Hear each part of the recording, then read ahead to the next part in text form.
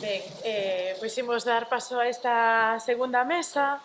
Eh, creo que este final reflexivo alrededor dos arquivos vennos moi ben, non? Para dar conta do que imos falar agora, porque as persoas que van intervir pois, van falar precisamente de todo ese rescate, non? Do que falaba antes a presidenta do Consello de Cultura Galega, e de como pois, eses procesos de rescate pois, nos levaron a ter unha memoria de quen fomos. A mí neste caso creo que xa que falamos do esquecemento, pois é un esquecemento voluntario, non? É un esquecemento que non foi causado polos distintos accidentes do tempo, senón moitas veces un esquecemento intencionado pola represión.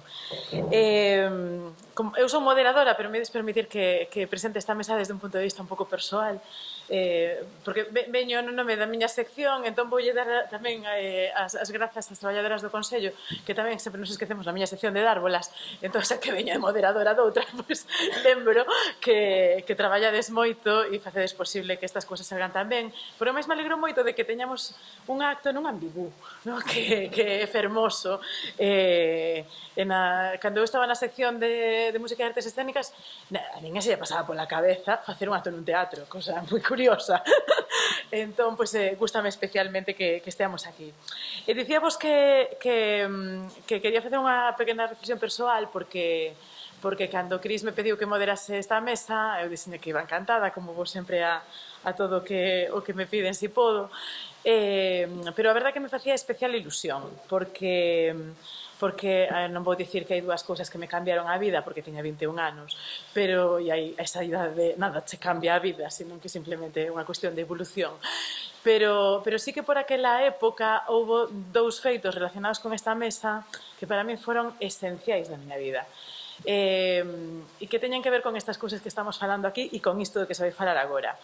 Unha delas foi que estaba eu facendo o doutoramento e Xesús Alonso Montero me exixiu que fixese un traballo que requería marchar a Bos Aires a rescatar a memoria a última memoria do teatro en exilio, non? Aquelas escenografías das compañías dos anos 50, 60 que xa corrían o perigo de perderse, non? De esvaecerse nos rochos, de desaparecer en maletas, como desapareceron moitas cousas, de ser mal vendidas incluso. E entón, evidentemente eu tiña xa unha certa vontade porque collera unha materia que falaba do exilio, non? Nunha época, compre dicilo, en que ningún sitio se falaba do exilio, é dicir, non había aínda recuperación da memoria e nós tiñamos aquela cousa extraña dun curso de doutoramento que daba Alonso Montero sobre o exilio e máis dunha materia na que Dolores Vilavedra falaba especificamente da literatura sobre a Guerra Civil. Era o único no que se falaba na nosa carreira, era o único momento no que se falaba desta cuestión da memoria, porque pasábamos sen solución de continuidade de falar de Rosalía de Castro ao presente como se non pasase nada polo medio, non? Entón eu, con 21 anos, cheguei a Bos Aires e descubrín que ali había unha parte de nós, que era imposible entender o teatro galego que eu me dedicaba a estudar sen estar ali e entender que fora o que quedara ali. E por iso creo que é tan importante esta mesa, non? Xa que estamos falando pois, eso, dunha actriz do século XIX que case en sentido Marco Aureliano, non? Queda esquecida, non? Esa cousa do éxito efémero, non? E de súpeto pois xa ninguén a lembra, non? Pois posiblemente polas vicisitudes do tempo, non? Sin mala intención de ningún tipo. Pero claro, aí había pois, toda unha memoria, non? Que había que recuperar. Entón eu me decatei naquele momento de que nos estaban formando como rescatadoras, non? E entón, por aquela altura, caeu nas miñas mans a biografía de María Casares que escribiu Arantxa Esteve. E entón, aí entendín o que era de verdade a represión. Que? Sí, pero te mirei a ti. E entón entendín o que era a represión. Entón, ao ler sobre a represión de María Casares, fun ávida a ler a Residente Privilexiada, que é a súa autobiografía, pois me pareceu que era esencial ese traballo, non? E supoño que por iso escribo sobre memoria, en boa medida, prácticamente todo o que fago, e creo que a nosa responsabilidade, pois, como membros do Consello da Cultura Galega, como docentes nunha escola en que estamos en relación coa xente máis nova que non lembra absolutamente nada e que non ten contacto con absolutamente nada disto, creo que é unha obriga ética e política rescatar esa memoria. Non? Por iso estou especialmente contenta de que se estea facendo esta mesa e de que se estea grabando. Xa sabemos que nos vai ver Goretti, pero tamén supoñemos que nos verá máis xente, non? E poida acceder a todo este traballo que fan as persoas que nos acompañan. Vou volas presentar a todas elas e logo pois salles dou paso. O único varón na mesa, Carlos Vizcaíño, que é profesor na Universidade da Coruña, experto en Historia do Teatro Galego, e que nos vai falar xustamente sobre esa memoria, non, de Bos Aires, que é certo que hai memoria en todas partes, non, e que a diáspora galega casi tan infinita como o mundo, pero Bos Aires é un deses lugares onde a pegada do exilio foi especialmente importante no que o teatro se refire. Arantxa Estévez, a miña que é a primeira vez que nos vemos, ademais, que foi fixo moitas cousas. Arantxa Estévez é unha xestora cultural, comunicadora cultural importante, pero está aquí porque é a primeira persoa que rescatou esa figura de María Casares naquela colección da nosa terra, que tristemente desaparecida e que tanto nos axudou a entender, non, a realidade, porque as primeiras esquecidas son as mulleres, claro. Entón, aquela colección que rescataba, non, a mulleres importantes, mulleres vítimas absolutas do exilio, e se abría con esa biografía de María Casares que escribiu Arantxa Esteve.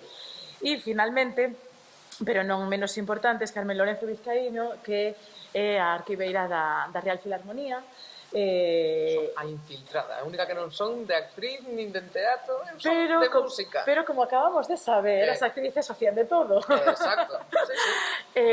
Entón, creo que é moi importante esa perspectiva, por iso creo que empata moi ben este debate final, non? Esa perspectiva de como se garda a memoria do teatro, porque se algo ten o teatro é que é efémero. Entón, e a música igual, non? Entón, os arquivos dos teatros, estábamos vendo agora, non? Son esenciais. Os teatros, ademais, que tiñan ese terrible costume de arder, precisamente por como eran os propios teatros e por como era a iluminación, non, nos teatros. E por iso creo que moitas veces que rescatamos a memoria non nos acordamos de como é o proceso do rescate da memoria, non? E aí creo que falar dos arquivos é moi importante. Así que nada, les deixo xa a palabra a todos eles, falades pola orde que vos presentei e despois abrimos un pequeno debate ou preguntas do público se queren. Vale, esa palabra, Carlos, gracias. Obrigado por estardes aquí. O objetivo que eu teño aquí nesta presentación, nesta charla, é lembrar a unha serie de mulleres que desenvolveron o seu labor interpretativo, non só, na cidade de Buenos Aires, no contexto da colectividade galega, nas décadas de 40, 50, 60, fundamentalmente. Unhas mulleres que están no xeral completamente esquecidas e cando se lembran é sempre secundarizadas dunha maneira, creo que bastante evidente, en relación ás figuras femininas. Quero por nome aquí, para que tamén fique grabado, a esas 40 e tantas mulleres que conseguimos localizar. Hai moitas máis por descubrir, e tamén un pouco contextualizar o ámbito específico daquela actividade na colectividade galega nesas décadas de Buenos Aires, o contexto en que realizaron o seu traballo escénico. Ben, para iso parece pertinente comezarmos por fornecer algúns pormenores do marco sociocultural desta colectividade. Sabemos que no conxunto de persoas expatriadas as as categorías de emigrante e exilada eran bastante diferentes. Fundamentalmente, parte de outras cuestións, polos atributos culturais, socioculturais. Os inmigrantes se marchaban fora do país, a motivación adoitaba ser económica, como unha maneira de atingir un traballo, desta forma unha situación que dificilmente poderían aspirar a ter no contexto sociocultural de orixe. Esta situación de partida normalmente estaba vinculada a un nivel instructivo moi baixo, ou case nulo, e unha capacitación profesional tamén moi baixa.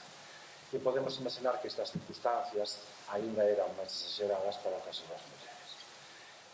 A partida, os cidadáns transterrados por razóns de persecución política após o golpe de Estado fascista, en moitos casos con risco para a súa propia vida, procedían de outros estratos sociais moi diferentes, con un maior grado de cultura, e tratábase de persoas con actividades docentes, políticas, sindicalistas, ou simplemente con desempeños significativos no ámbito asociativo, que, claro, mostraban un perfil moi diverxente cos emigrantes. E, por tanto, unha formación cultural máis elevada. Mais, se faláramos de mulleres, esta caracterización de trazo bastante grosso que acabo de facer pode ter moitos matices, visto que non sempre acompañaba o nivel cultural, sociocultural ou profesional das mulleres casadas aos maridos, sempre era equiparable. Algunhas, como a investigadora Laura Tato ten enfocado, algunhas destas mulleres exiladas que xa tiñan atingido, que xa tiñan conquistado certos dereitos durante a Segunda República, tiveron que sacrificalos neste contexto do exilio en favor de asuntos máis urxentes e importantes, e, como sempre, a sacrificada era a muller.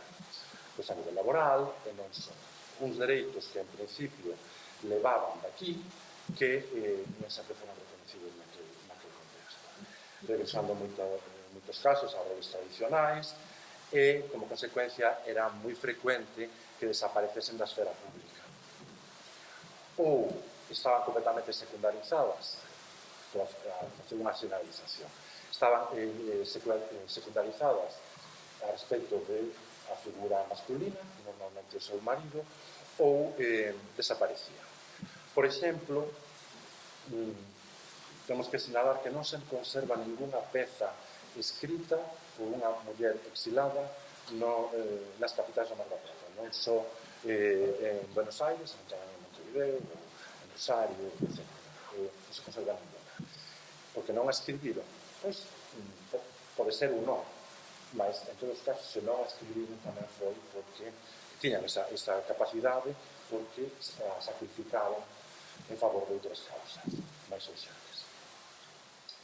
E este paradoxo en ocasións leva a que constatemos conductas un pouco contraintuitivas entre as emigrantes e as exiladas. Por exemplo, unha exilada coñecida como María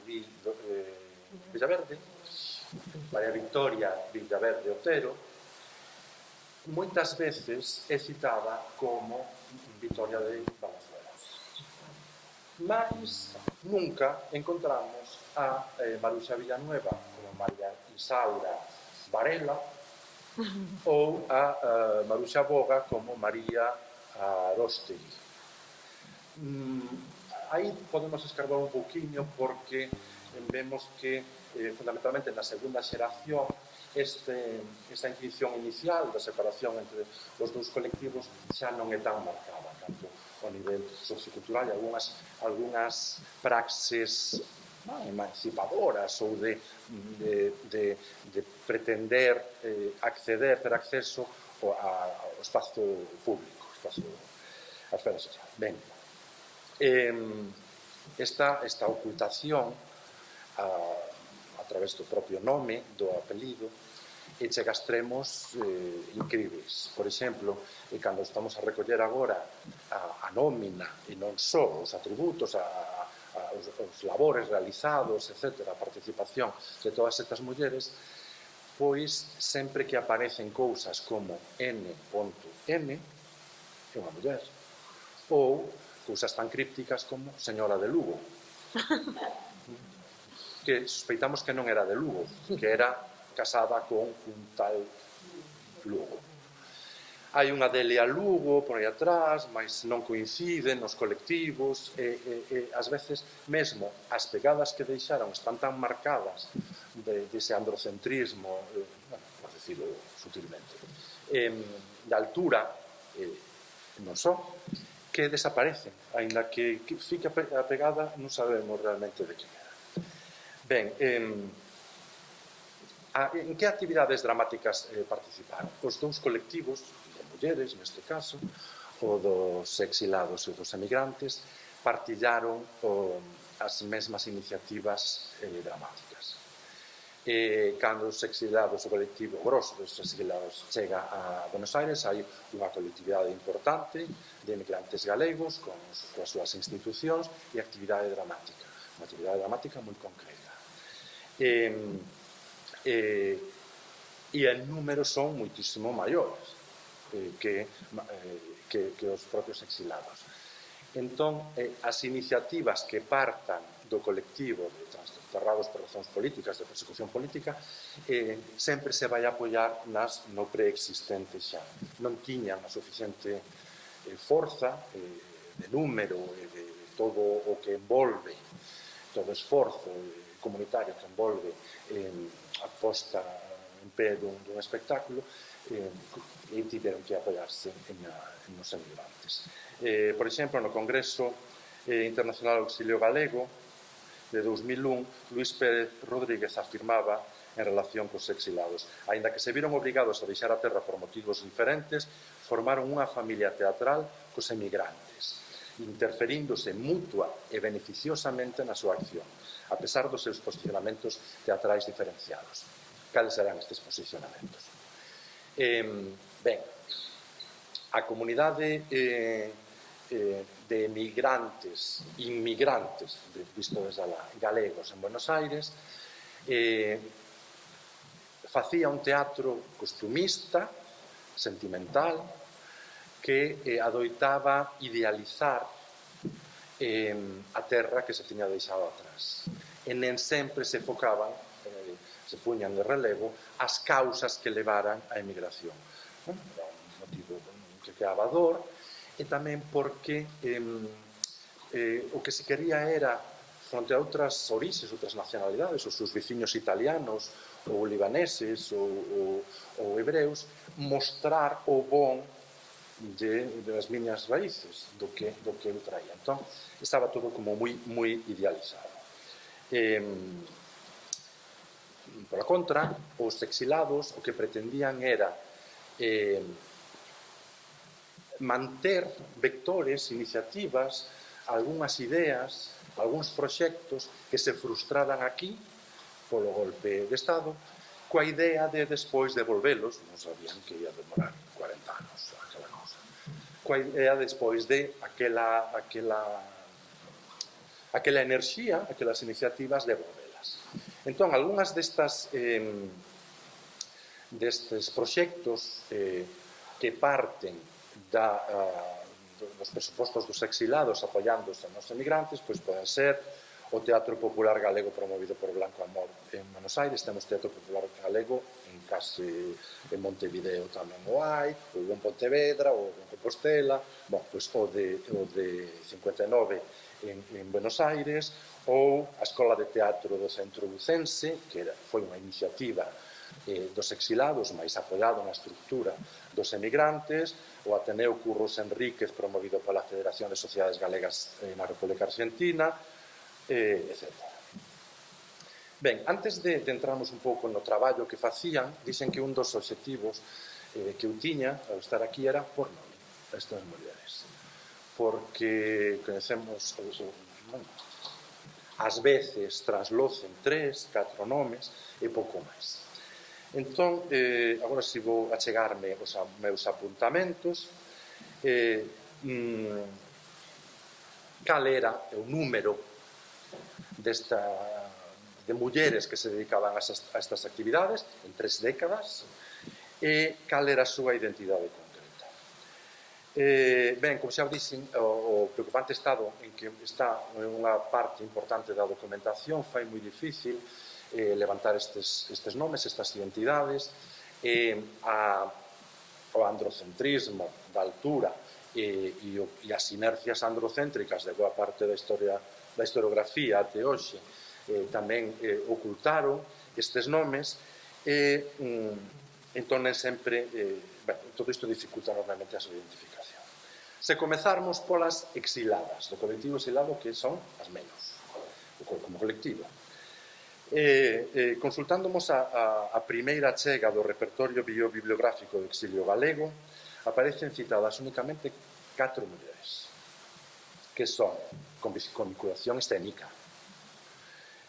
na terra de acollida, que son unha en Francia, María Casares, outra en Uruguai, a cantante lírica María Valverde, e 2 en Buenos Aires, a xa citada Mariby Villaverde e Amparo López Geán, esta última con un paso máis breve e ademais polo Teatro Español, por cuestións biográficas. Por súa vez, a nómina de migrantes galegas, temos 2 nomes e unha de paso moi breve. E os exiliados son os máis documentados frente ao colectivo emigrante, por razóns obvias. Para as emigrantes, para o colectivo de mulleres con actividade escénica vinculada ao palco, emigrantes, é moito máis difícil de determinar a identidade concreta. Se consultarmos a base de datos do teatro galego de 1936 a 1973, o teatro galego non só feito aquí, feito polo mundo, elaborado no seu proxecto de recuperación do patrimonio teatral, emigración, exilio e resistencia interior, en que o propio traballo, poderemos constatar a presencia de case 50 mulleres en as representacións teatrais galegas. Isto non significa que fosen 50 en 30 anos. Con certeza eran moitas máis, mas nen sempre conseguimos chegar a elas. Estas 50 son aquelas que aparecen na información que se facilitaba antes dunha función ou na imprensa da propia colectividade galega en Buenos Aires. Intuímos que son, como digo, moitísimas máis, bueno, algunhas máis polo menos, podían ser tranquilamente o doble. Ben, pois, antes de falarmos un poquinho de como era o seu traballo e o horizonte de expectativas da comunidade galega en Buenos Aires a respecto do que agardaban que fixese, vou nas citar, pido un poquinho de paciencia. Ben, as intérpretes do único espectáculo producido polo única función con dous espectáculos, non? Tirei a homenaxeada. Producido polo Teatro Popular Galego de Buenos Aires en 59, temos que citar a Anita Fontao, todos os nomes son descoñecidos, excepto 3 ou 4. María del Carmen Pose, Nocha del Río, que é transmitida como Nacha, tamén na Argentina é Nocha, galega, e Pepita Arias, esta última tamén integrante da compañía de comedias Boga Tacholas. Boga, muller, está no nome da compañía. Da compañía galega de comedias Maruxa Villanueva temos a Blanca Pereira, María Pazos, Concepción Jeremías, que procedía do elenco estável do Centro Ourensán, todos os centros, case todos os centros, tiñan o seu grupo, e que traballou igualmente en espectáculos da compañía de comedias Bogatacholas e no cadro do coro Lembranzas de Utreia. Delia Lugo, que talvez sexa a señora de Lugo, Águeda Malvar, que fixo parte tamén da compañía artística de Anduriña e o Paroleiro, María Nieves García, Marina Alén, Lidia García, Esperanza Blanco, Pepita Duarte, Maruxa Boga, Sara do Pazo e Eva Carreras. Estas 4 últimas e actrices tamén da compañía de comedias Bogatacholas e Carreras igualmente de Aires da Terra. As que temos que sumar a propia Maruxa Villanueva, que era unha das empresarias, xunto co seu home. En Saudades da Terra, un coro que tiña o seu cadro de declamación, achamos tamén a Zaida Feixó. Por suposto, Josefa Méndez, alcumada Anduriña, integraba a compañía de arte galego Anduriña Tacholas. E anteriormente xa a de Anduriña o Paroleiro. Nas producións dos Pándigos, un coro de outro centro galego, e o conxunto teatral do Centro Ourensá, en concreto, figuran a citada Concepción Jeremías, Florentina Cachaldera, Isabel Vázquez e Carmen Ferro, que integrou tamén o Ateneo Galego Lembranzas da Terra. Na citada compañía de comedias Bogatacholas, para alén das citadas, Concepción Jeremías, Eva Carreras, Sara do Pazo e Pepita Arias, traballaron tamén a propia Maruxa Boga, Charito Vázquez, Elvira Nogues, Maruxa Lorenzo, Orfelina Garrido, N. e a señora de Villafranca, de Opaca Identidade. No elenco vocacional porque non eran profesionais, entón que algúnas eran profesionais, despois hemos ver isto. Do Ateneo Curros Enríquez, da Federación de Sociedades Galegas na República Argentina, están recollidas nunha primeira etapa Ermitas Castro, Juanita Cabaleiro e Lola García de Lorenzo. Esta última tamén integraba a Compañía de Arte Folclórica Galega de Tacholas. Posteriormente, xa na década de 60, coa intervención dos exilados Ramón de Valenzuela e Maris Villaverde, a propia María Victoria Villaverde, Carmen Jubino, Dolores López e María Lobeira. Estamos concluindo, non é unha relación tan longa. E nas citadas Compañía de Arte Folclórica Galega e o conxunto escénico Lugrix Freire temos tamén a Carmiña Moreno, que estivo en ambos colectivos, a Xosefa Otero, na de Lugrix Freire, Clotilde Iglesias, a filla de Tacholas, Lita Soriano e Nieves Zapico. E no cadro de declamación do coro Lembranzas de Ultreia, Armonía Iglesias Sánchez, Dora Cela e as xa mentadas Concepción Jeremías e María Pajos.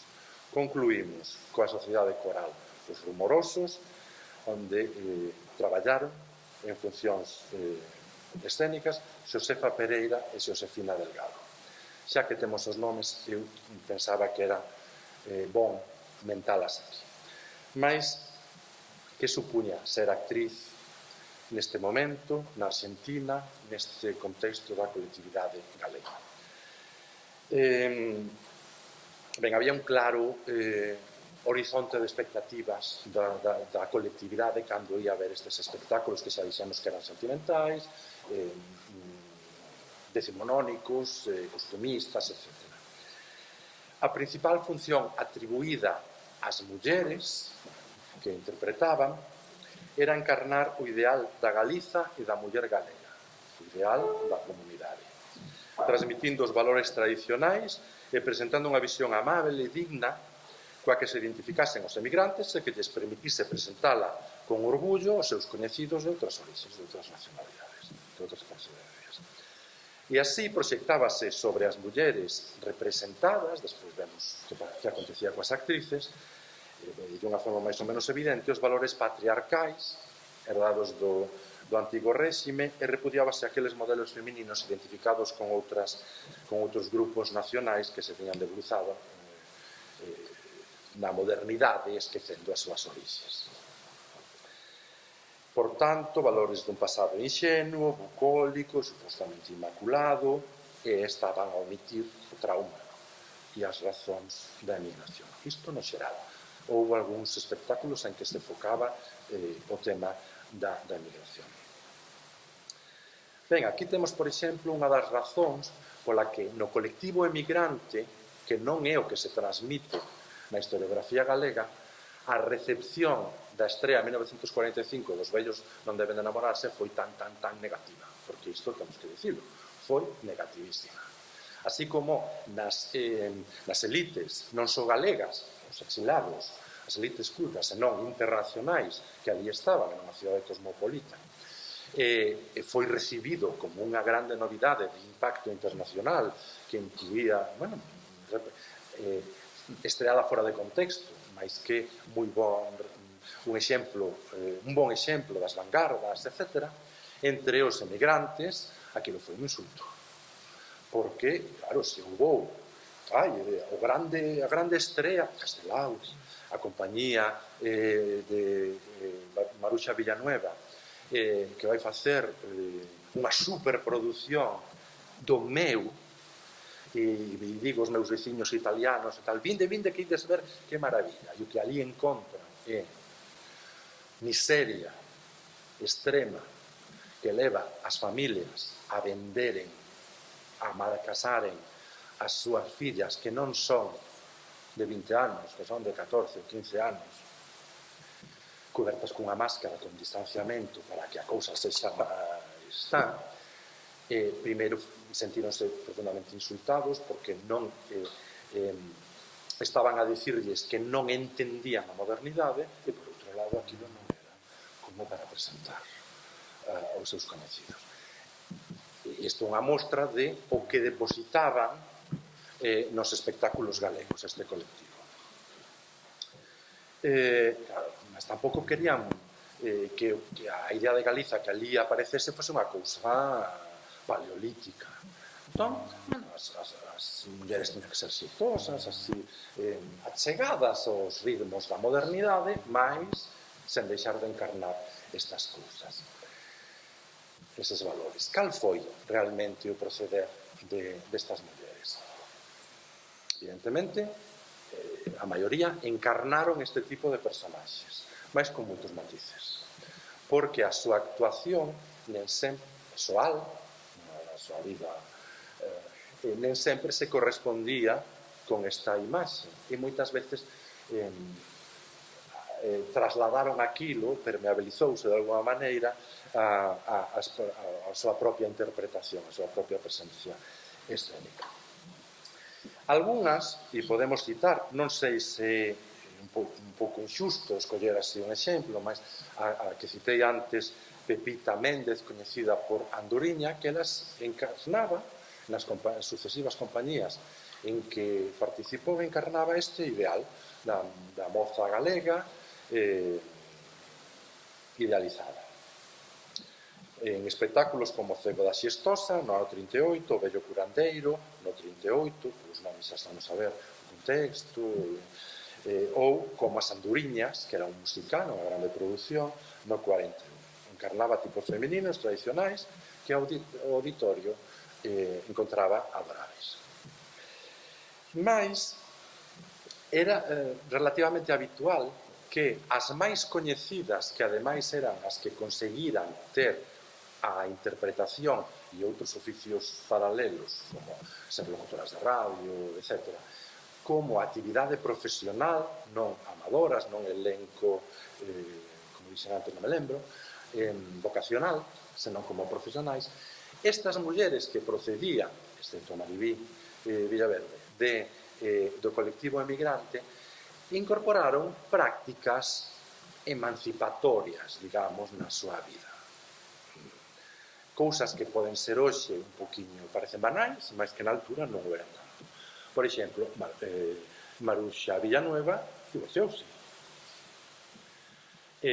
Maruxa Boga expresaba os seus ideais republicanos, feministas e outras moitas cousas a través da súa propia voz en programas que ela dirixía e guionizaba, ou recitaba poemas. Maruxa Boga era da segunda xeración, non nacera na Galiza, ou recitaba en galego, maravilloso, está no arquivo sonoro do Consello da Cultura Galega, poesía galega dunha escolla que ela fixera, unha escolla que hai que valorar. Estas pequenas cousas, ou non tan pequenas, que non estaban directamente no palco, ás veces traspasaban e chegaban ali. Fundamentalmente non tanto en aqueles espectáculos formalizados como tal, senón noutro tipo de eventos con certo grau de parateatralidade, moi frecuentes todas as semanas do ano, ano tras ano, da colectividade galega en Buenos Aires. Eran aquelas soarés, veladas, etc., en que un mestre de ceremonias, podía ser un home, acompañado dunha muller, que era o tradicional, lugar é así, non? Ou, ás veces, a propia muller era que estaba de mestre de ceremonias. Maruxa Boga, por exemplo. E aí, cal era esa función da mestre de ceremonias? Pois conducir os discursos, os bailes, alguén que cantaba, recitado, alguna función dramática, e entraba e saía para teatralidades ou teatralidades, achegando esta personalidade e estas praxes un pouco emancipatorias. Bon, que dicir de Maruxa Villanueva, unha muller cunha grande presencia pública, tamén como Maruxa Boga, na colectividade galega, alén de actriz era cantante, locutora de radio, dábase con Luis Soane, con Blanco Amor, con Salvador de Madariaga, con Castelao, empresaria da súa propia compañía, que daba nome, xa dixen que se divorciou, posicionada a favor da causa republicana, non era que o sentiste, era que realizaba performáticamente aquilo, pousou flores tinguidas da bandeira republicana nun momento do velorio de un dirixente dunha dos colectivos galegos actual. Ben, mais todas estas mulleres, claro, como todas as persoas, poden ter algún grau de contradición e alguna, sí, paradoxal. Por exemplo, ela, a diferencia de Maruxa Boga, cando encarnou a unha das protagonistas dos vellos en 1941 na súa propia compañía, non o quería facer. Foi recuperado por Laura Tato, non, este non foi por Laura Tato, foi por Andrés Pociña e Aurora Marco, este testemunho decía, penso, fala, en unha cita directa, fala na entrevista a Maruxa Villanueva. Penso que é unha obra moi bonita, ten un fondo humanístico, por suposto, con todas as da lei. Pero se non fose de Castelao, de verdade que non a facía. Porque que non me gusta, tira polo chan a honradez da muller galega, e iso non me vai. Xa vos digo, fíxena porque era de Castelao. E esta era a muller que tiña que ver as prácticas emancipatorias, moi performativas, etc.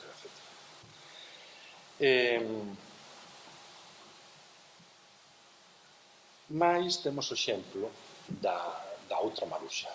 Había unha terceira, unha era madrileña. Da outra Maruxa, Maruxa Boga. Maruxa Boga, eu penso que foi deste colectivo de actrices a máis lucida. E a que transmitiu que realmente houve dúas recepcións moi diferentes da estrea dos vellos. Maruxa Boga foi a que dixo que moitos dos galegos e galegas que asistiran a aquel espectáculo saíran ofendidos. Eu penso que isto se reproduciu despois aquí tamén coa estrea accidentada, porque inicialmente non ia ser o primeiro espectáculo, mas con o primeiro espectáculo do Centro Dramático Galego. Cando se estreou Boys de Tribuna, no García Barbón, con aquel acto social burgués, o que non se asociaba ao teatro galego, moitas das persoas que ali foron, eu penso que tiveron a mesma sensación que aos emigrantes e as emigrantes nesta estrea. Ben, e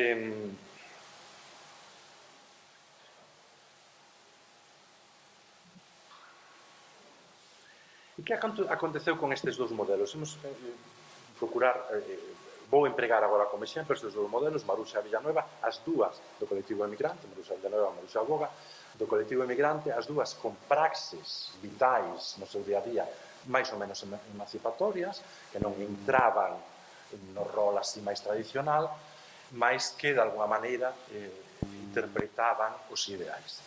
Ben, cando Maruxa Villanueva regresa a Galiza, eu creo que podemos decir que sofreu a desconsideración, despois foi apoiada, mas sofreu a desconsideración, o esquecemento e até certo grau o rexeitamento do modelo que traía, que non era o dela, non era o dela vital, mas era o que interpretara, matizado porque xa vimos que tampouco lle gustaba a cousa aquela de Castela. Ai, vou tirar outra vez. Mas cando chega aquí naquel contexto, a raíña aquela non encaixaba. Foi unha grande decepción para ela. Mais temos outro modelo que non voltou, ficou alá, o de Maruxa Boga. Modelo de actriz, locutora, activista, que non respondía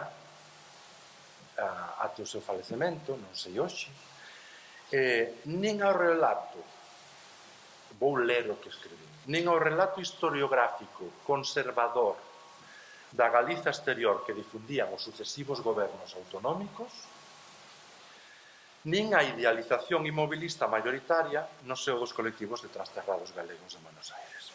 Non encaixaba. Isto levou ao seu posicionamento nos anos finais da súa vida, o último minuto. Estaba completamente amargada, non quería saber nada da colectividade galega e dos galegos, frustrada,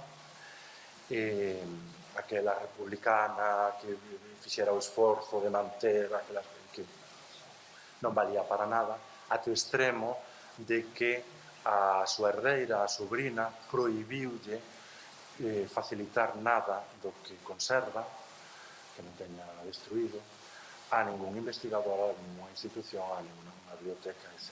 Porque, como consecuencia, xa idosa da percepción de que non encaixaba tampouco, non era recoñecida. Ben, non sei se foi moi precipitado, mas insisto que a miña vontade era primeiro por os nomes e despois explicar un pouquiño do que sabemos do contexto en que traballaban, os paradoxos en que se movían e un pouco o final, se foron ou non incorporadas á historiografía dramática galega e de seren como foron. Estamos a tempo, en todo caso, de desmontar o que foi construído ata agora. Ben, era todo. Moitas grazas.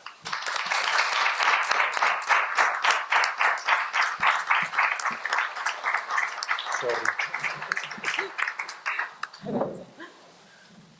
Toca a mí, non? Sí, creo que sí, non? Creo que me queda mellor, non? Boas tardes, moitas gracias a todas as persoas que estáis aquí a escoitarnos. Gracias, Cristina, pola chamada. Gracias ao Consello da Cultura, gracias, Charo, gracias, Centro Dramático, Fran. E, bueno, unha gozada, unha tarde fantástica, porque descubrindo un montón de cousas. Por exemplo, a mesa anterior pareceume unha pasada, porque de Manuela Rey, a verdade é que eu sabía máis ben un pouco, e además creo que se vou a ver a obra, o sea que vai a ser como todo moi completo, unha boísima tarde de venres. E logo, ademais, bueno, ver persoas no público que, bueno, algunhas delas mulleres tamén referentes en cultura, en memoria e en historia de Santiago, bueno, pues é algo que é un placer e ao mesmo tempo exixe, non? Así que moitísimas grazas. Tócame a máis popular.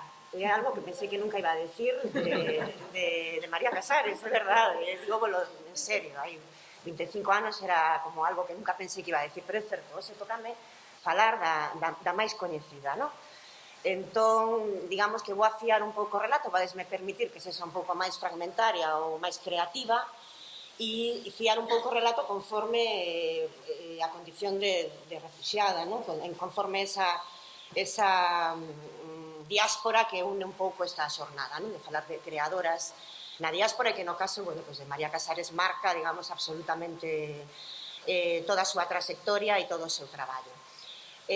Non quería redundar en datos que creo que, ademais, coñecéndovos algunhas das persoas que estáis aquí sabedes, é dicir, pero bueno, vamos a vou intentar contarvos de maneira breve un pouco como marca esa condición, non, a vida de María Casares, en 3 actos, se me permitides, e un epílogo que me tomarei a liberdade de incluir nesta pequena charla. E, bueno, no primeiro acto vamos a chamarlle como unha se converte en exiliada ou como unha aprende a adaptarse ao descoñecido. Entón, moi brevemente, por se alguén non coñece a vida de María Casares o dedillo e en detalle, bueno, María Casares é filla dun dos políticos máis relevantes do século XX en Galicia, que é Casares Quiroga, en España, ministro da República, e a súa vida vai estar marcada por esa afiliación, por ese pai e por esa conducción política e social. É unha nena ben da Coruña que ten que exiliarse, pois, digamos que cruza a fronteira no 36 e cumpre, fai 14 anos. É dicir, este primeiro acto, se pecharías o telón, María faría 14 anos e estaría xa en Francia, porque exilianse nos primeiros meses, é dicir, tamén teñen esa posibilidade ou esa oportunidade de poder escapar ou de poder marchar antes de que todo empeore. Pasan a María a guerra do 36 a pilla en Madrid, xa, como vivindo en Madrid como filla de ministro, pasa uns meses en Madrid e no outono, pois, ela e a súa nai toman o camiño a Francia. Como vos digo, ese camiño no que vai entre os 13 e os 14 anos, non? No seguinte acto, que poderíamos titular, poñovos 2 títulos e podedes escoller o que queirades, sería Todo París fala dela ou O Teatro e o Refuxio. Por que Todo París fala dela? Bueno, a mí hai unha cousa que, a pesar de que, digamos, de certas boas condicións que poden rodear a vida de María Casares, hai algo que sempre me sorprende, me chama a atención e sempre recalco moito dela. Acabo de dicirvos que fai 14 anos cando cruza a fronteira e con 19 é primeira actriz en Francia. Estamos falando de 5 anos. Falamos de unha rapaza que apenas falaba francés cando cruza a fronteira e que, sendo filla da burguesía, non digo que chegasen cunha man diante e outra atrás, e digamos que a súa condición social cambia bastante cando se cruza esa fronteira, e de alguma maneira ela se convirte en sostén familiar. E estamos falando que con 19 anos primeira actriz en francés. Entón, me parece que aí hai unha adaptación ao descoñecido brutal, moi importante. Por que antes decían todo París fala dela? Porque aos 19 anos, aos 20, todo París fala de María Casares. Cando reeditamos este libro hai 2 anos, con motivo do centenario, que fixo, que é certo que foi un centenario nese sentido moi positivo, en canto, digamos, ampliar e afondar no coñecemento da súa figura, que nos deixou algúns materiais e algúns eventos moi interesantes ao redor de María Casares.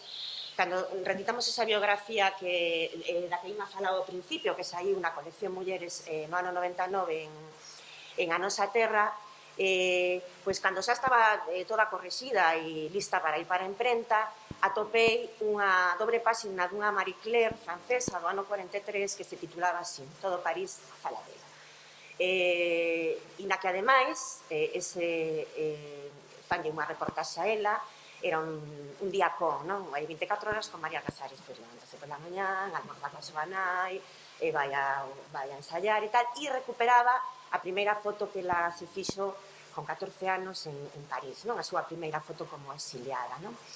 Esa dobre páxina do ano 43, do verano, da primavera do 43, o sea, ela ten 21 anos, e dá unha pouco idea de que era xa alguén que estaba de moda en París, non? De como estaba xa triunfando como actriz, non? É dicir, estamos falando de portadas fixo algunha portada máis de modelo que de actriz, quizáis, era unha muller, como sabedes, fermosísima, e empeza enseguida a traballar pois, con grandes autores, en grandes textos, e facerse moi coñecida, non? Este teatro como Refuxio e o que ela, digamos, é a patria que ela construe cando deixa de ter patria. Ela fala, e vou vos ler literal o que ela di, pertenzo a unha xeración quizáis difícil de clasificar, nun lugar ou nun tempo preciso, unha xeración que en Francia ven de fora, que ven de fora en calquera lugar no que os individuos que lle pertencen se atopen.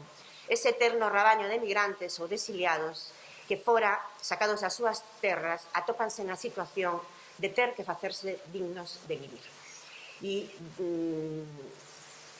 creo que todos eses primeiros anos de exilio foron unha carreira contrarreloj, unha carreira acelerada tanto como o que vos decía antes, eses 5 anos nos que esa muller se convirte en actriz francesa, que non é algo sinxelo cando unha exiliada que unha cultura como a francesa acolla como propia, verdade? Como unha actriz. De feito, ela ten as súas dificultades para poder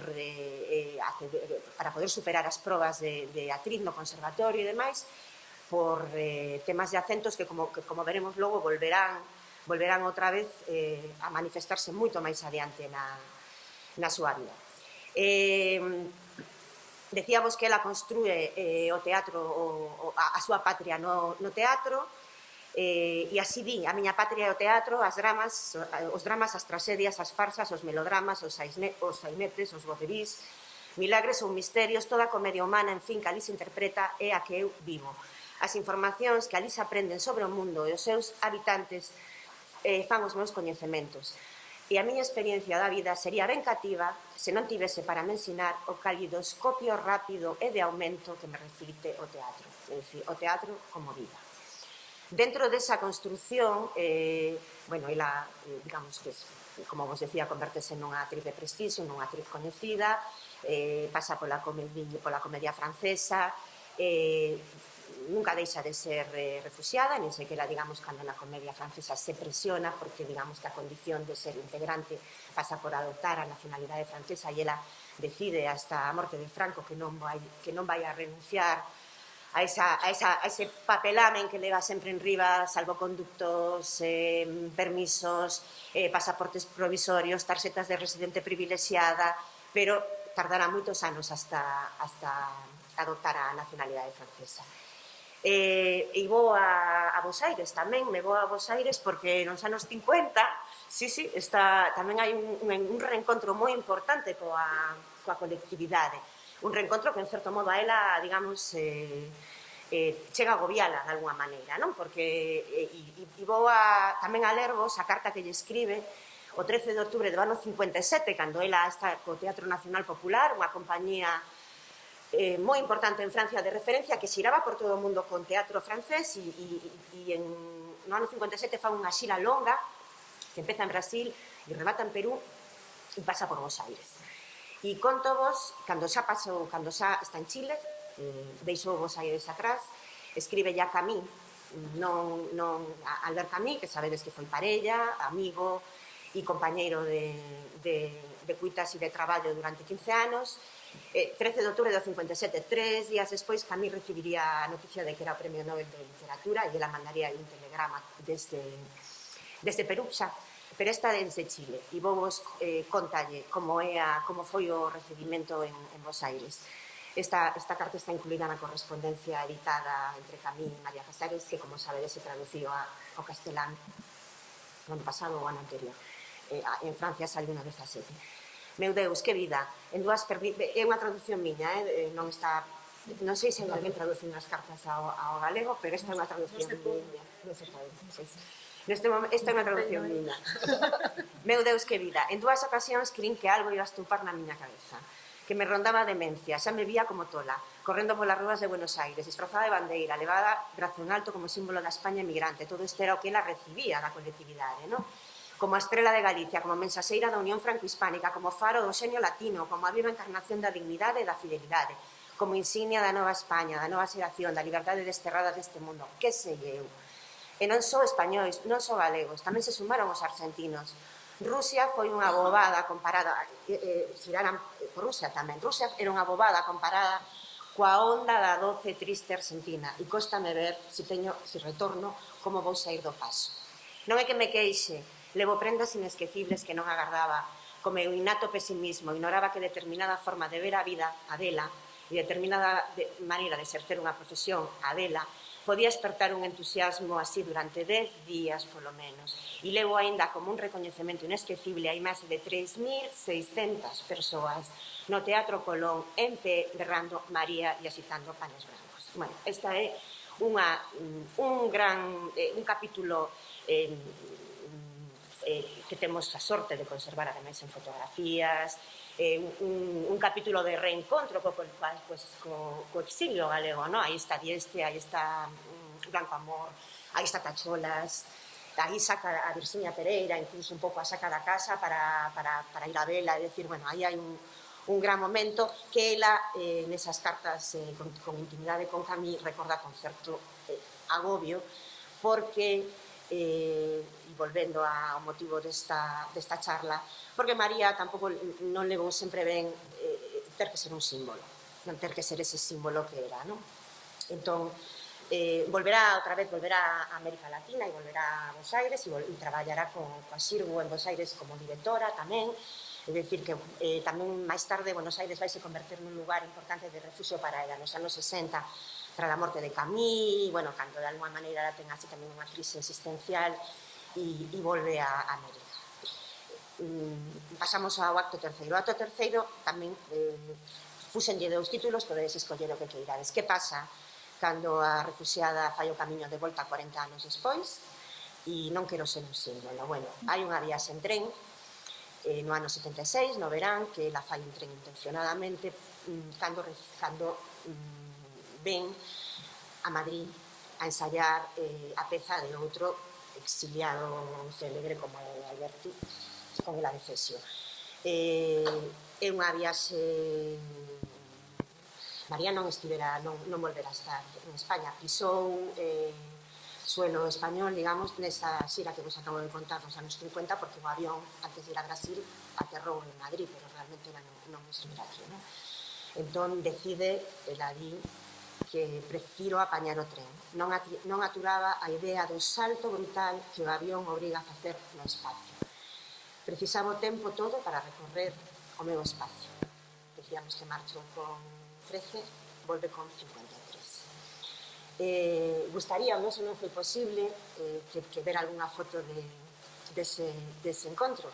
Hai unha foto que ten os dereitos de F, a esencia F, que a mí me parece maravillosa, a volta da exiliada na estación de Chamberí en Madrid, rodeada do elenco que iba a compartir con ela era de Efesio e do director. La chega pola mañán en tren e ali a reciben, e ademais tamén está unha persona moi especial para ela, que é Ángeles Jiménez, que foi a súa ama de Chaves en París, unha colladora da familia que xa estaba xubilada, xa volverá a Navarra e que se vai encargar dela tamén en Madrid durante as primeiras semanas en Madrid. Bueno, imaginádeos tamén, así vamos a facer un exercicio visual, imaginádeos a volta de María a Madrid, temporada teatral 76-77. Volve un símbolo do exilio, volve cunha obra do outro símbolo do exilio, que por certo non podía volver porque Albertina estaba en Roma. Albertina non podía volver, no? Que María foi algo que lle doeu, influía negativamente na súa estancia, no? O feito de que Alberti non pudera estar. Pois, e non quero ser símbolo, pero outra vez volvemos a ser o símbolo. Recorrer a hemeroteca española de esos meses é unha locura. Eu creo que hai deceas de entrevistas, fanselle moitísimas homenaxes do mundo do teatro, pero homenaxes do Partido Comunista. María está un pouco abrumada. Tamén hai que pensar e poñerse na cabeza de que ven de Francia, no? Que, digamos, de alguma maneira é algo bastante distinto, non? Ao que a María, por exemplo, a matanza dos abogados da Atocha neses meses nos que María está aquí. É dicir, María vive unha situación tamén para ela 40 anos despois un tanto allea e polo tanto, bueno, son moitas emocións e como vos diría, retráese de alguma maneira, non? E illas un pouco dese resto, no? Do resto da sociedade española que está vivindo ese momento de cambio, no? De alguma maneira, pois eso, non costalle seguir sendo mito, e é certo que esa viaxe é unha maneira de pasar páxinas, de pechar un capítulo. Volvería, anos despois, volveu a unha rodaxe dunha película, volveu a algunhas obras, volveu a Obrec, a Barcelona, pero puntualmente e a traballar. Puntualmente e a traballar. Aquí, despois de 7 meses, pois se enferma, ten un problema de unha hepatite, un problema hepático, e ademais está, bueno, anímicamente está mal, e interrúmpese a xira de la de Efesio, e María volve acompañada da actriz Tina Sanz, que acompaña nesa viaxe de volta, porque ela está enferma, volve. Digamos que hai un peche de páxina, porque volve, decide dúas cousas importantes para ela nesa volta: escribir as súas memorias, que son maravillosas, e unhas veces despois, como vedes a lela, son caóticas, apasionadas, son as súas lealtades. Aí están as lealtades de María, que son Galicia, familia, a infancia, o exilio. E toma outra decisión, que é casar con seu compañero, con André, con outro compañero actor que conocía de moitos anos atrás, para adquirir vía matrimonio por fin a nacionalidade francesa. Entón esa viaxe, sí que ese viaxe de volta da refuxiada, para ela significa de alguna maneira pechar unha páxina. Exactamente, algo importante no que volva a Francia liberada de algo que de alguna maneira pesou. Ela realmente, pegando un chimpo a seus primeiros anos de oficio, ela sempre estuvo disposta para todas as causas do exilio e da diáspora, non? Pero sobre todo porque tiña unha responsabilidade e un compromiso co seu pai e coa República, exemplificada de alguna maneira na figura do seu pai, que ela evidentemente vía como seu pai. Sabedes que Casares foi unha persona, Casares Quiroga, unha persona, un político controvertido en moitos aspectos, pero sobre todo para María Casares era o seu pai. E esa lealdade levouna sempre, esa lealdade coa República, fixo que sempre estuvese disposta a contribuir á causa. Pero de alguna maneira tamén ese peso foise liberando con esa xira de la de Efesio, non? Con esa volta a España. María escribe as súas memorias, como vos digo. Antes falouse da Casa Museo, na anterior mesa saliu Encarna, sacaches o tema da Casa Museo, da casa de María Casares, perdón, da casa da actriz María Casares. Ela alega esa casa dela, a entendernos. Ela, como exiliada, e lo dixo moitísimas veces, unha das cousas que a caracterizaba era non ter nada. Durante toda a súa vida vivir de aluguer en París, durante moitísimos anos nun piso mítico para que as persoas que nos achegamos a ela, pero tuvo unha xira comercial, un mainstream, e gañou diñeiro, e comprou unha casa de campo. E esa casa comprou con ese diñeiro a medias co que despois foi o seu esposo, non? E cando morre o seu home, a filla de Camille, uns anos despois, a filla de Camille compralle as cartas, a parte das cartas que ten ela, é dicir, as que escribiu Camille. A filla de Camille tiña as que ela lle escribira a Camille, e ela tiña as de Camille. Entón, compra esa correspondencia porque quere xestionar a familia, é dicir, quere xestionar o legado do seu pai, e con ese diñeiro, digamos que ela compra a parte da casa que era do seu home, que nese momento era dos fillos do home, non? Faise coa propiedade completa, e en algún momento, anos antes da súa morte, ela morre no ano 96, pois decide xunto co Concello da Lú. A Lú é un concello como Mondariz balneario, ten 560 ou 570 habitantes. É un sitio moi bonito, precioso, está ali enterrada, a casa é unha maravilla. Entón, en algún momento decide legala ao concello, non? Bueno, imagino tamén para o alcalde é un pouco ese tipo de regalo envenenado, non? Porque eso hai que xestionarlo. Aí vai o marrón, eso hai que xestionarlo, non? Entón, bueno, foron a verdade que moi hábiles e moi rápidos, no sentido de que chamaron tamén a xente que tiña responsabilidades en Aviñón, e aquilo se convertiu no que ela quería que se convertira.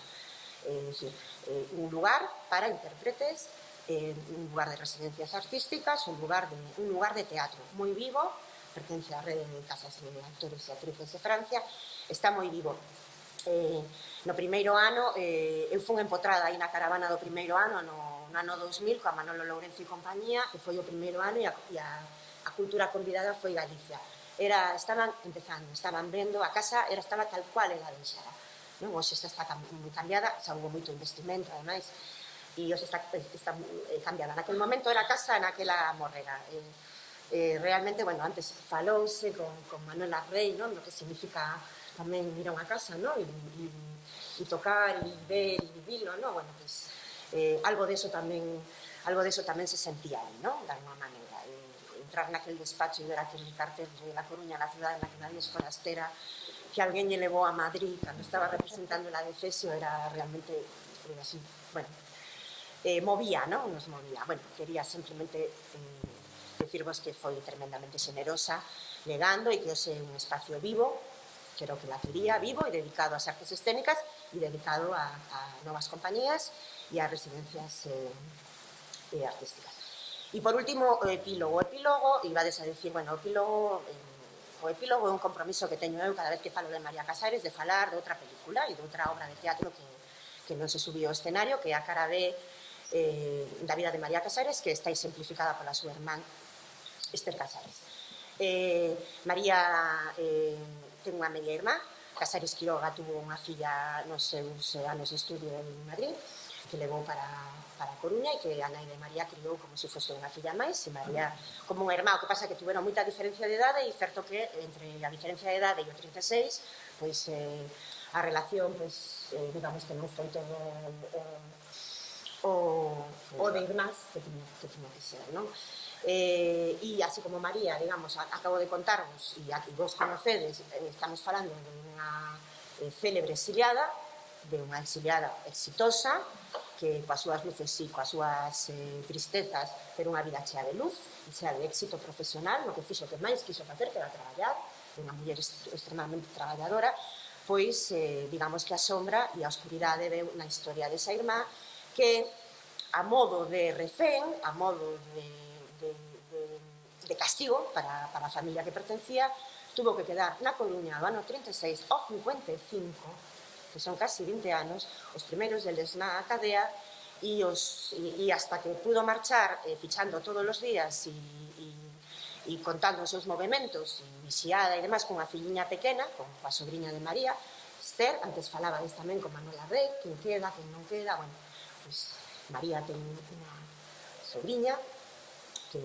veu para a Coruña, e de feito, bueno, xestionou de alguma maneira todo o que foi a conversión da casa de Casares Quiroga na Coruña, en un museo, non? Ela estuvo, era representante da familia, en conversa con María hasta que María morreu, pero ela foi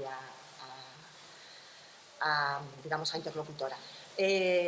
Esther é esa outra película moito máis triste, e porque además marchou enferma daqui, viviu creo que 15 anos en México, pasou por Francia a ver a súa irmá no verán no que conseguiu por fin sair da Coruña e poder reunirse co seu home en México, xa vos digo, 36, 55, son casi 20 anos. Non vou afondar na historia porque Esther a súa sobrinha contouna moitas veces o mal que pasaron xunto con outra xente da Coruña que viviu unhas circunstancias parecidas ás dela. Sí que é certo, consigue ver a María en Francia no 55, cando se vai, o que pasa que tamén coincide María naqueles anos estaba moi vinculado ao Festival de Teatro da Aviñón, co cual vense pouco, van a México. María visitará en México unha vez máis, un poquinho antes de morrer, por cuestións de traballo e de visita, e digamos que a outra parte da película que non é tan... María foi... É certo que cando falamos de exilio e de refugio, que cando falamos de María Casares falamos dunha muller refugiada noutro país por causas políticas, cando falamos, a verdade é que nunca saen historias moi alegres, é certo, e muchísimas persoas que tuveron que exiliarse de alguna maneira viron truncada non só a súa vida personal, senón todo o seu desenvolvemento profesional, intelectual e demais. No caso de María, non, e máis, poderíamos pensar que Francia de alguma maneira propiciou que que ela tivera éxito en fose profesional. Pero sí é certo que non quería deixar de pechar a charla con este epílogo desa película máis triste, porque Esther tamén é outra cara da vida de María Casares e da vida da familia Casares Quiroga. Por último, falábamos antes do centenario, e como aquí hai moita xente vinculada tamén ás artes escénicas e demais. O centenario de María Casares, os centenarios, a sabedes que a veces son bueno, pois nada máis que unha efeméride na que surden moitos eventos e non queda moito rastro. No caso de María Casares si quedaron un par de materiais e de cousas que eu creo que son moi reseñables. Eu vou reseñar dous, porque trouxen o meu libro, pero por cuestión de peso no tren, é dicir, vou a reseñar dous. Un é o traballo de Sabela Armida, que é unha actriz e co cual Sabela escribe reformula a súa tese para a Editorial Xerais en forma de libro e fala un pouco do traballo de María como actriz, e o traballo da Universidade da Coruña, que editou un libro que realmente é unha xoia fantástica, que son os escritos. María tuvo unha profesora, era unha actriz tamén da Comedí, Beatriz Dusan, que de ano 39 ao 53 dedicouse a tomar notas sobre María Casares. Do ano 39, como alumna do conservatorio, ao 53. Son notas soltas, moi interesantes, porque é unha persona que está tomando café con ela, que comparte con ela, co cual... E a Universidade da Coruña, moi ben escollido, porque era...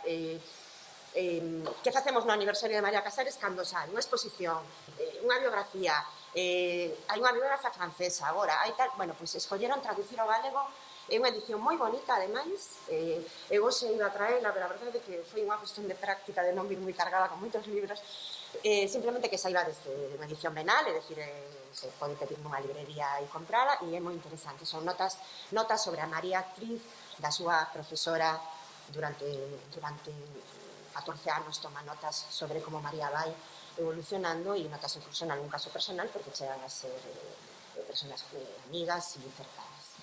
E máis nada, esta era a miña contribución á xornada. Moitísimas gracias. Xa te quedamos mal de tempo, perdón.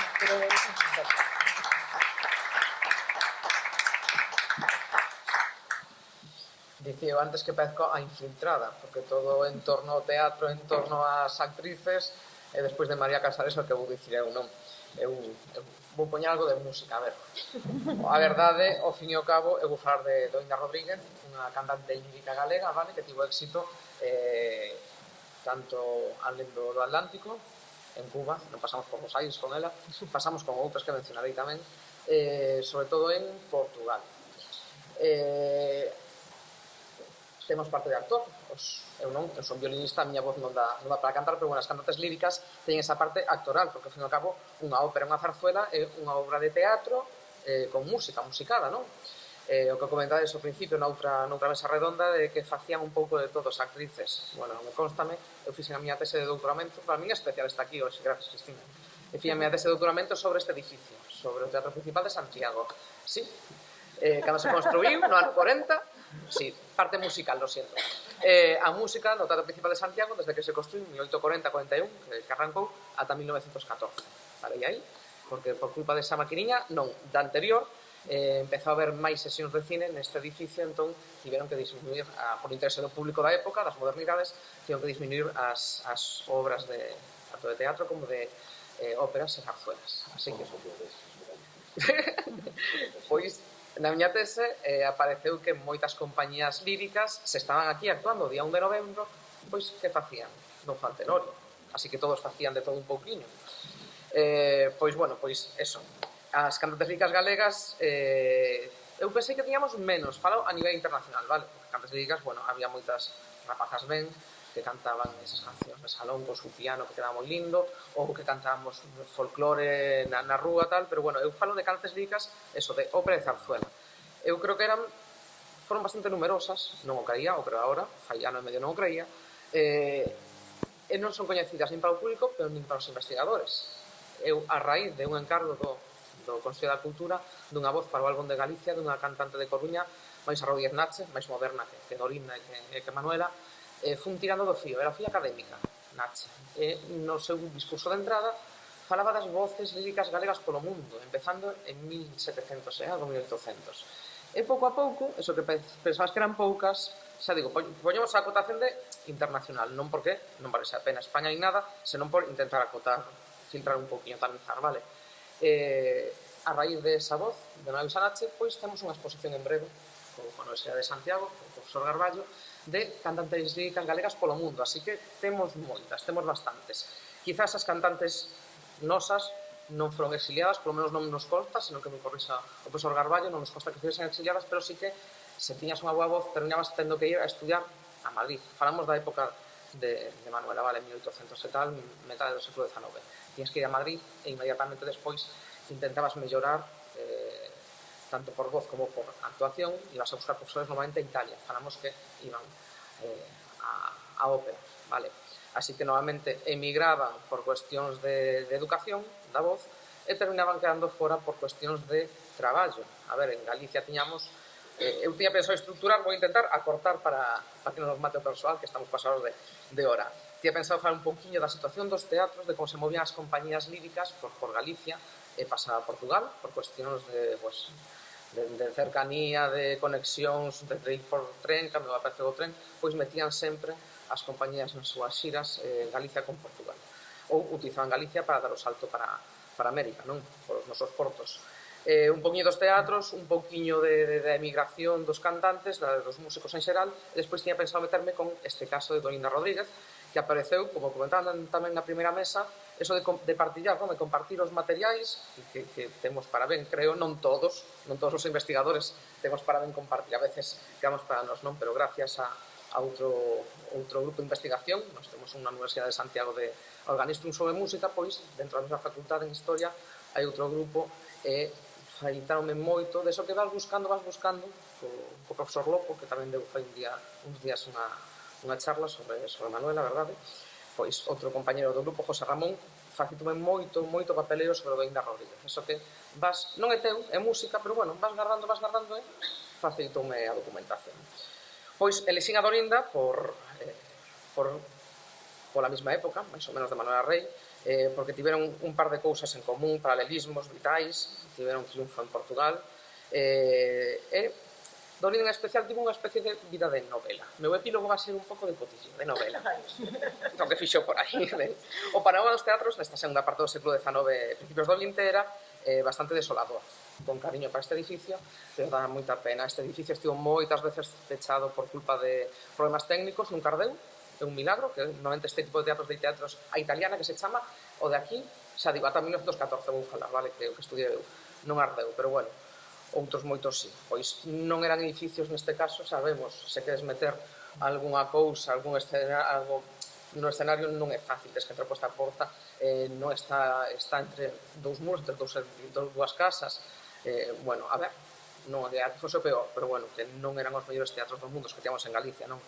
Estaban os principais vertebrados norte-sur, a P9 da época, pois atopamos o Teatro de Coruña, o chamamos despois Rosa de Castro, o de Ferrol, tiña facilidade de que echaban as compañías por mar, hasta que apareceu o tren aquí, verdade? Este de Santiago onde estamos hoxe, o Tamberlic de Vigo e o Teatro Principal de Pontevedra. Pois esas compañías incluían tamén, como dicía, o norte de Portugal. Pois incluían, por exemplo, o Teatro São João de Porto, o São Geraldo de Braga, o Sá de Miranda de Viana do Castelo, o São Carlos de Lisboa, baixando un poquinho máis. Así que vemos que estas compañías líricas iban saltando de un lado a outro dominio. Non existían compañías líricas propiamente galegas. Normalmente eran os teatros contrataban fora. Pois as de ópera viñan de Italia, xa digo por xeneralizar, vale? E as de zarzuela, que é outro máis ou menos que nos atañe, as de zarzuela pois viñan normalmente de Castilla, de Madrid. Durante ese primeiro terzo do século XIX, a tendencia imperante de todo o mundo era a predilección por qué? Pola ópera italiana.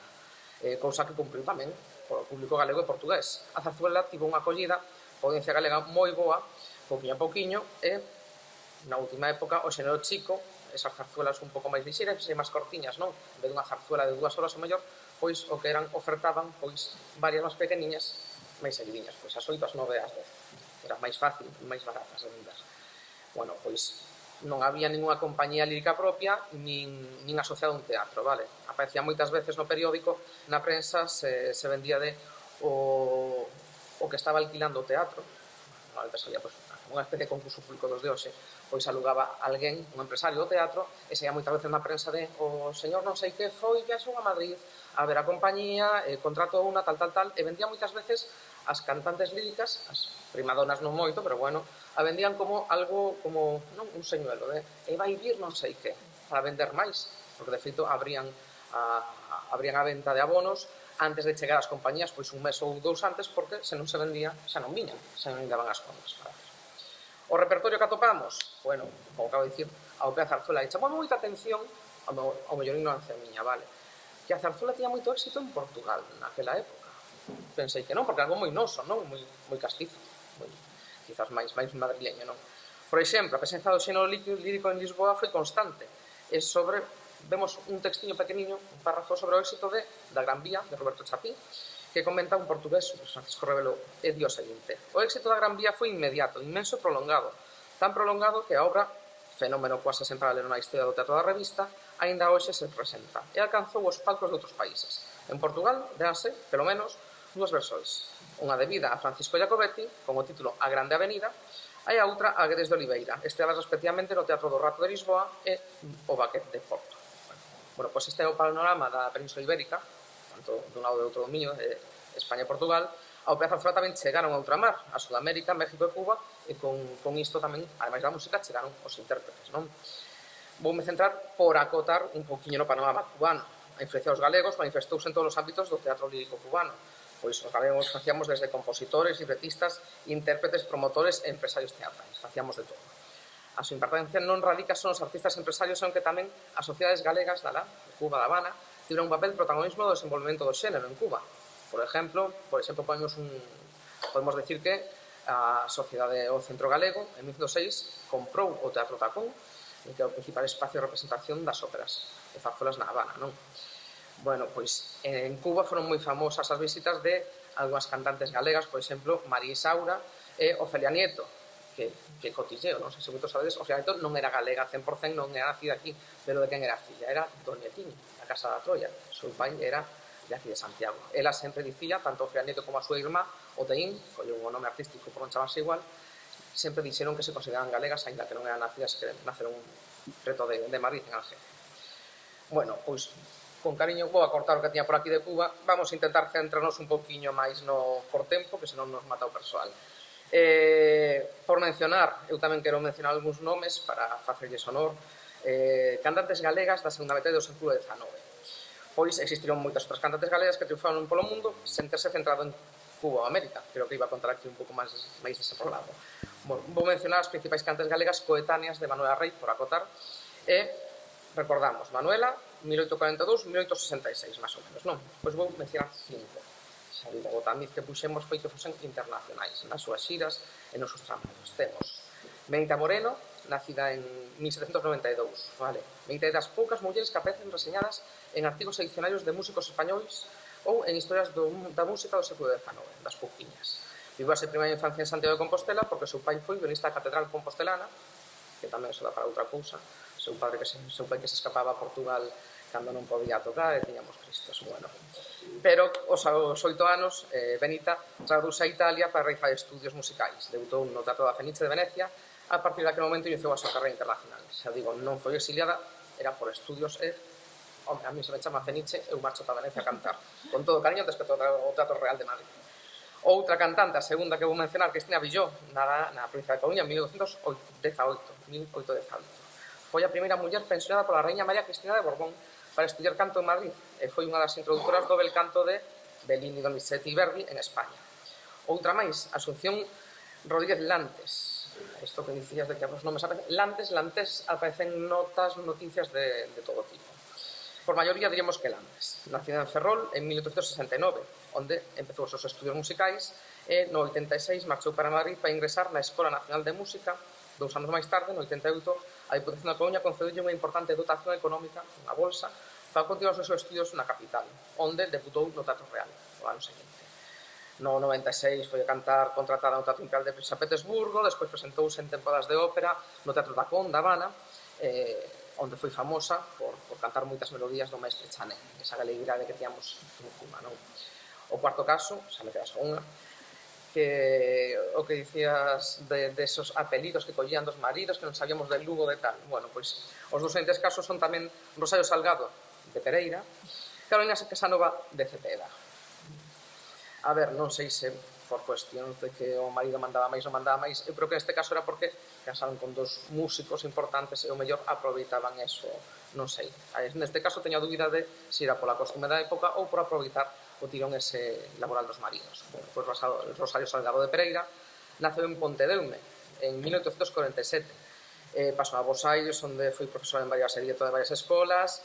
A súa fama estendeuse de tal maneira que recibiu invitacións para cantar nos mellores teatros de México, Cuba, Portugal, no Teatro Marconi de Bos Aires, no Teatro Real de Madrid e, de volta despois das xiras, voltou para Argentina, onde fixou a súa residencia e foi catedrática de música de canto. E acabou con Carolina Casanova de Cepeda, nacida en Ferrol en 1847. Con 16 anos debutou no teatro da súa cidade, en Ferrol, marchou a estudiar arte dramática a Roma e solfexo e canto a París, para logo percorrer os teatros de España, os de Europa, desde Portugal ata Rusia, Latinoamérica, pasando por Lima, Valparaíso, Río de Janeiro, Bos Aires, Montevideo, etc. E Carolina seguiu actuando ata o ano 1892, cando foi nomeada profesora de canto do Conservatorio de Madrid. Quero dicir, menciono aquí, facer un paréntesis isto de actuou hasta 1992. Tiñamos unha cousa, claro, mulleres. A idade non pasa en balde para a voz, verdade? Xa non digo para o físico. Se teñen que estar perfectas para uns papeles ou non, as cordas vocais son parte do corpo, tampouco te permitan mellor moitos anos de carreira. Mulleres que estaban, como as actrices, viaxando sempre. Non podían ter unha familia normal, con perdón. Ibas cargando cos teus fillos, teu marido que te permita. O teu marido despois, unha vez casada, non te deixa. Nestes últimos casos, sí, porque eran músicos, terminaban indo con elas, ou eran directores de orquestra, quizá este caso, non? O caso da primeira que empecé a tirar do fío, gracias ao Consello da Cultura, a María Rodríguez Nache. Esta señora fai 100 anos que naceu, non é da época, fago un paréntesis, naceu en 1924. Chegou a cantar con María Calas no 53, hai un disco por aí grabado, a Medea famosa de María Calas, e con Leonard Bernstein. O sea, falamos dunha rapaciña de 29 anos da Coruña. Deixou no todos poucos anos. Non lle pasou nada na voz ni nada. Morreu seu pai, boa familia da Coruña, non eran navieiros, eran algo así, en barcos de pesca, non lembro. E veu, fixo cargo dos negocios. Ela quería que súa nai fose para Milán con ela, a nai dixo que non deixaba a Coruña por Milán, ela deixou a súa carreira, los de Coruña son así. Dixo que non quería estar sen súa nai, deixou todo na península da súa carreira, o sea, non deixou a carreira porque tivese problemas de voz, estaba top, estaba viajando por todo o mundo, de verdade, boas compañías, nada, deixou todo, volveu para Coruña. Pasou uns par de anos e terminou por dar clases na súa cidade. Así que eso tamén, as mulleres, eso, o físico, a voz que é unha parte física, cando casaban, se o marido te deixaba, non te deixaba sair co teu traballo, e despois, eso, que en canto queres ter unha familia, ou a túa familia tira por ti os teus pais, de neniña que faz por aí polo mundo no século XIX e XX principios viaxando sempre, e se queres ter fillos xa é moi difícil ir con eles por todo o mundo. Bueno, pois voume centrar, despois deste paréntesis, desta especie de introducción en Dorina Rodríguez Novoa, non? Seleccionai, como mencionou ao principio, pode ser para o leísmo vital con Manuela Rei, por súa orixe galega, o éxito laboral no país veciño de Portugal e a grande adaptación e acolhida na alta sociedade portuguesa no caso de Dorinda, especificamente en Lisboa, da sociedade lisboeta. Dorinda naceu un 14 de novembro de 1962 en Ourense. Alá polo 77, con 15 anos máis ou menos, cantou no Liceo Recreo Ourensano recibindo fermosas palabras dos medios. Por exemplo, o periódico El Heraldo Gallego decía que a xoven Dorinda Rodríguez estivo a unha envexable altura, cantando con verdadeiro sentimento unha canción na peza Un loco cuerdo e un cuerdo loco.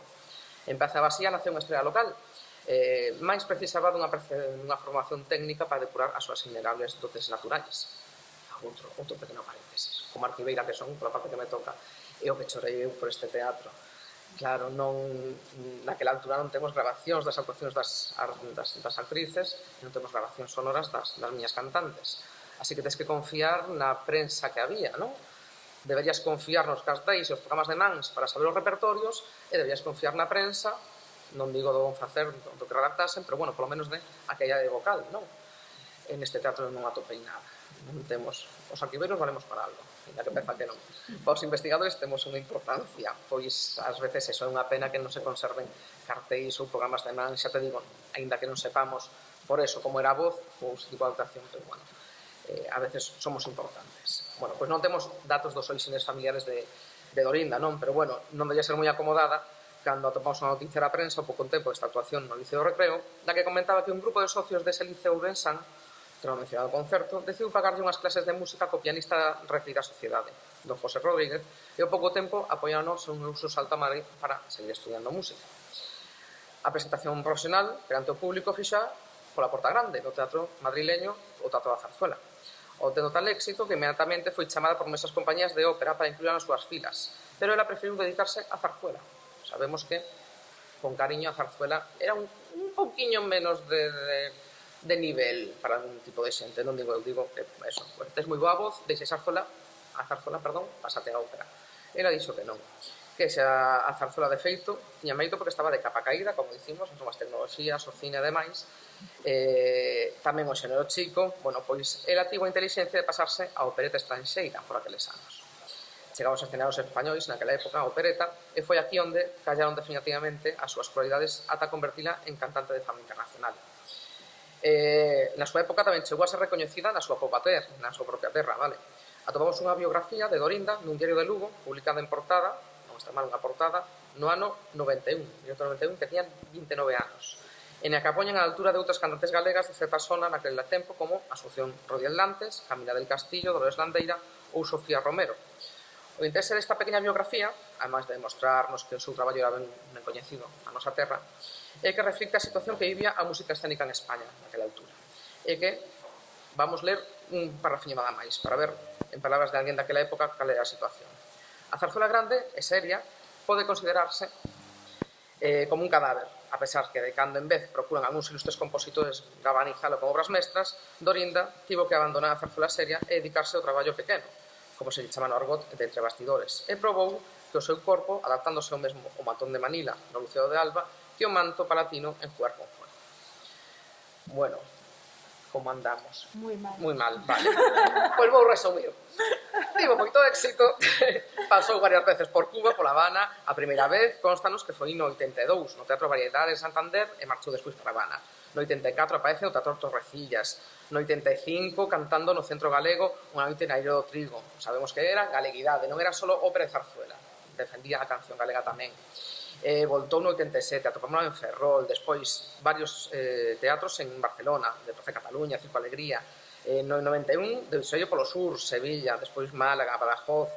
Bueno, vemos que non parou. A mí o que me parece abrallante, naquela altura, como estaban as conexións. Voy cortando en cuanto pueda, lo siento. Voltou a Habana unha segunda vez, voy pasando. Bueno, nada, a mí meu epílogo que é un pouco de maruje, con cariño. De verdade, que en que a información teño, gracias a José Ramón, toda a prensa e podemos montar os repertorios e os teatros ponte pasou, vale? Incluso creo que se o queres preparar para se pode pendurar na web do Como que irán, plantexamos o mellor unha voz no álbum de Galicia. Claro, bueno, o meu epílogo un pouco de marujeo, vale? Eu puxelle o título A súa vida ben vale unha novela. Unha das súas primeiras actuacións en Ourense tivo un final tráxico. Un xogo admirador asesinou o pianista da compañía. Sí, se cargaron al pianista. Segundo, mataron o seu primeiro marido. Segundo recollía a revista Luz Occidente, o 21 de agosto de 87, mataron, no coñecido como crime do Rocío, a José Rodríguez, que era un pianista español que formaba parte da orquestra do Teatro da Trindade de Lisboa e que estaba casado con esta Cicio, con Dorinda. Quen era, según a prensa, a estrela da compañía de zarzuela que estaba traballando ese verano do 87 nese teatro. Cando saían do teatro e ian cear, foron increpados por unha turba de malandros fadistas.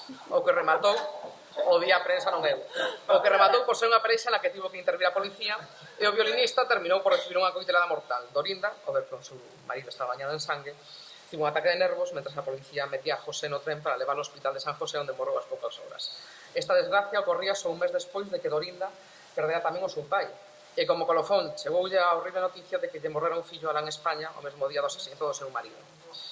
E aínda perdería outro fillo que tivo co seu segundo marido, un noble portugués, que era conto quen era, en 1910. Case perde a vida no incendio do portuense Teatro Braquet, que decíamos eso que é moi habitual.